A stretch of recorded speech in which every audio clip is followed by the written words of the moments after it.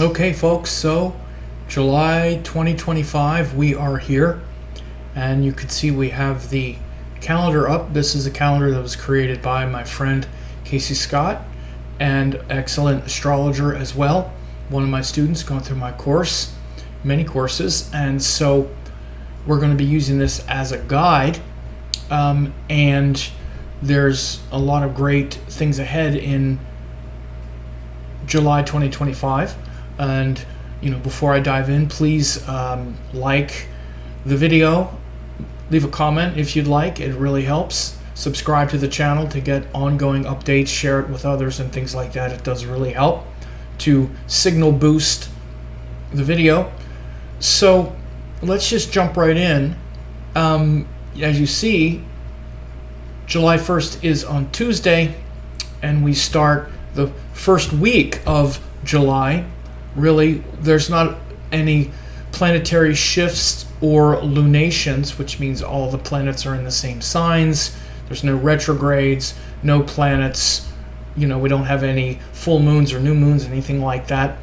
And so this first 10 days or so just has the planets moving through, just has the planets in their signs and the moon moving through Leo, and then Virgo, then Libra, then Scorpio. Then we have the full moon in Sagittarius on July 10th.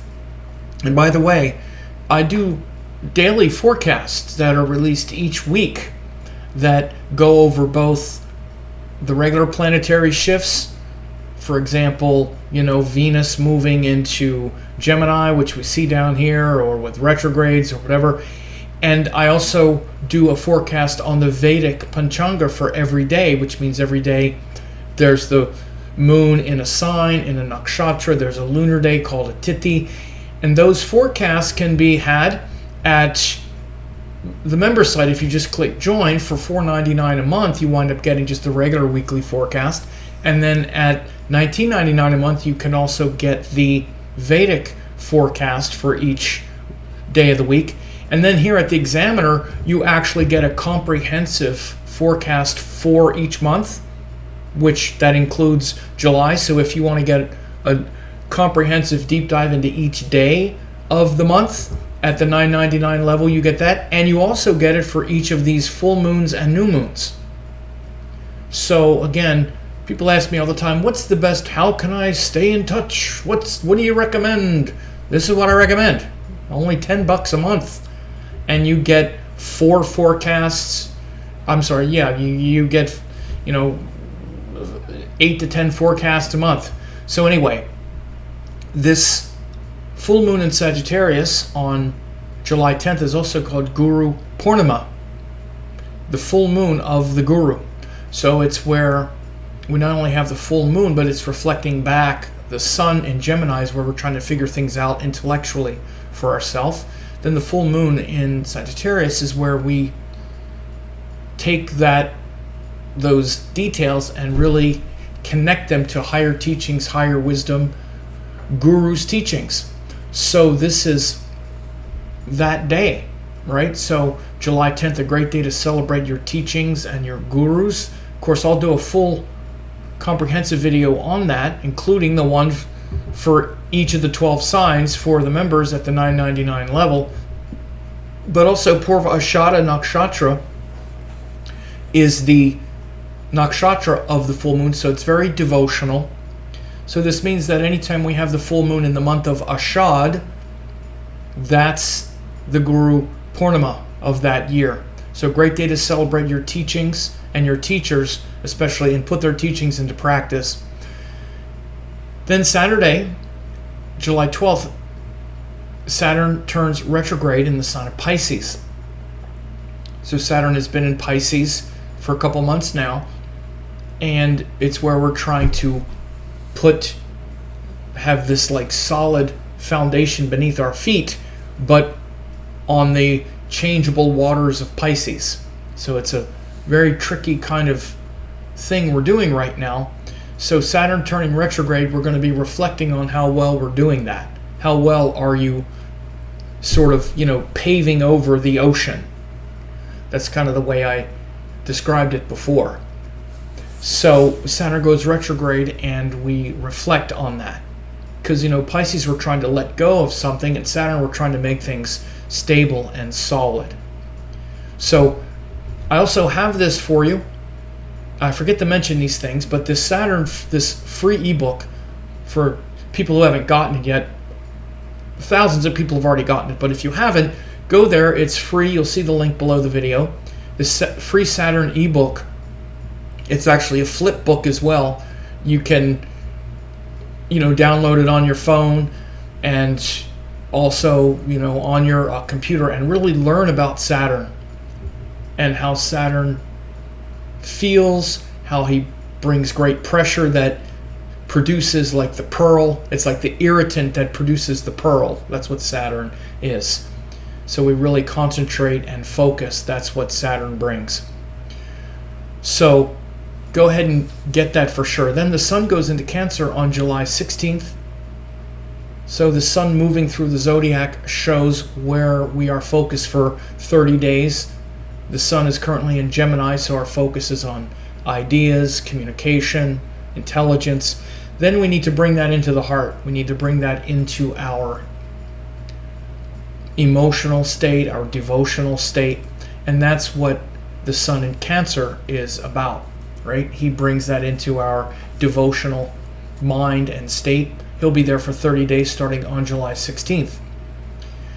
Then Mercury retrograde begins. Mercury retrograde in Cancer begins here on the 17th of July. So again, Mercury is now in Cancer. And again, those who have gotten my forecasts know that I go over this all the time. And they're always tracking the planets. So they know that Mercury went very fast through Taurus and Gemini. Only a couple weeks. Signs where he's quite powerful. But now he's going to hang out in Cancer where he's more emotional for a couple months, right? And Mercury in Cancer, it's where we're very emotional about our ideas and our communication, and it's a little harder for us to feel good about the Mercury area of life. It's like, how well do you communicate when you're, crying or something, right? Your words don't make a lot of sense. So I'll talk more about that, of course, as we get closer to it, but Mercury retrograde in Cancer starts July 17th. Very important shift. Then Mars-Ketu conjunction. Mars and Ketu have been in Leo already. Why are we seeing things like, these wars escalating, and, we saw that whole No King's Day, this kind of militarism started in the U.S., like right when Mars went into Leo. Marines in the streets and all this kind of hyper militaristic rhetoric. So as Mars-Ketu gets exact or much closer in the sky on the 20th, look for some of that to increase a little bit. But Mars-Ketu also tends to scrutinize and get aggravated about those things. That's why that No Kings protest, for example, Mars was in Leo, but Ketu is where we say no. So Ketu is literally like no kings. Ketu in Leo. Ketu is no, Leo is king. It's almost like literally.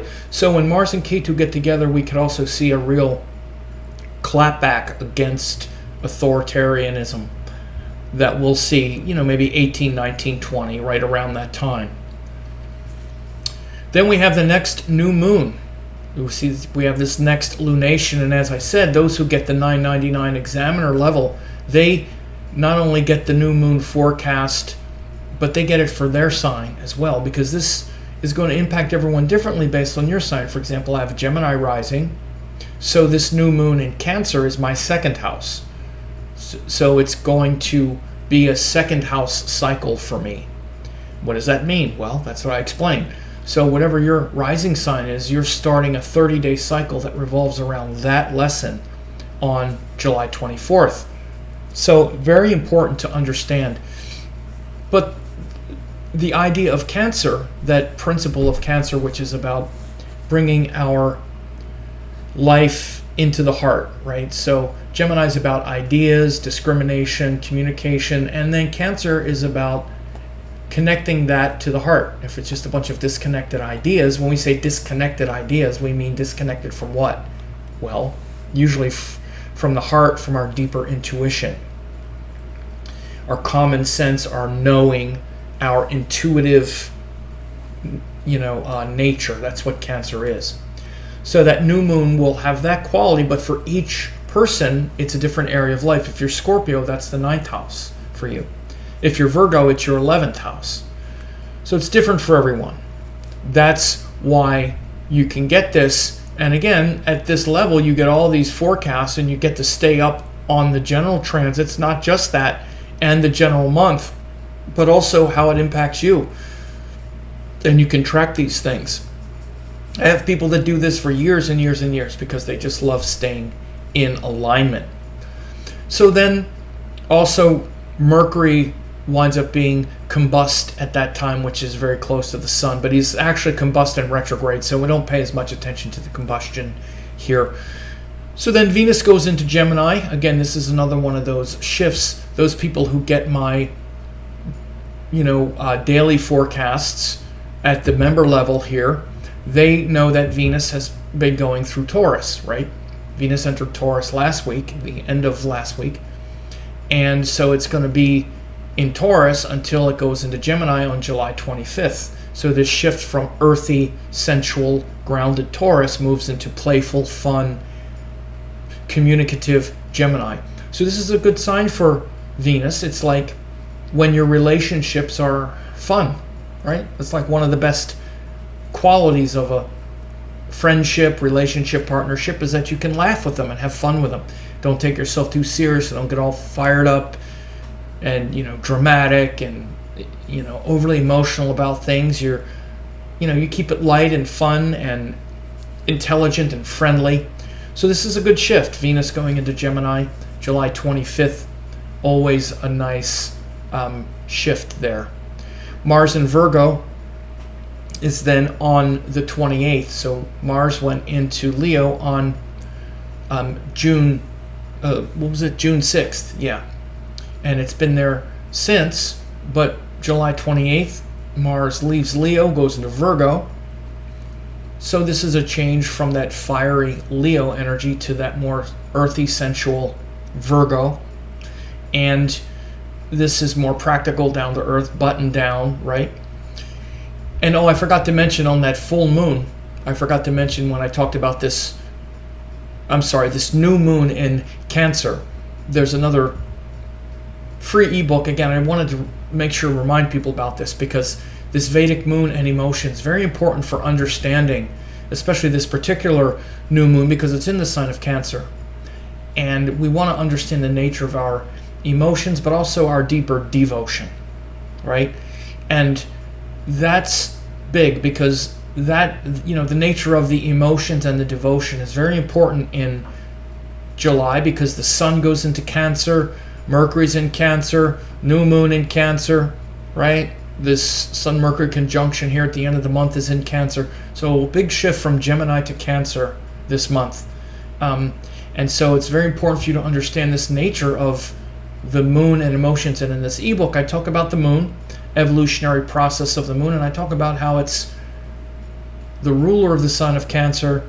It's exalted in Taurus, debilitated in Scorpio. So you'll understand the nature of how this works, and the 5 stages of yogic love, also very important, evolutionary process of the moon, the pot on the stove analogy, the Milgram experiment. This is a very important book where I talk about the nature of authority, the 5 stages of yogic love, so you can elevate your mind beyond just the emotions. And it's also a flip book where you can download it on your phone or on your computer and get access to it.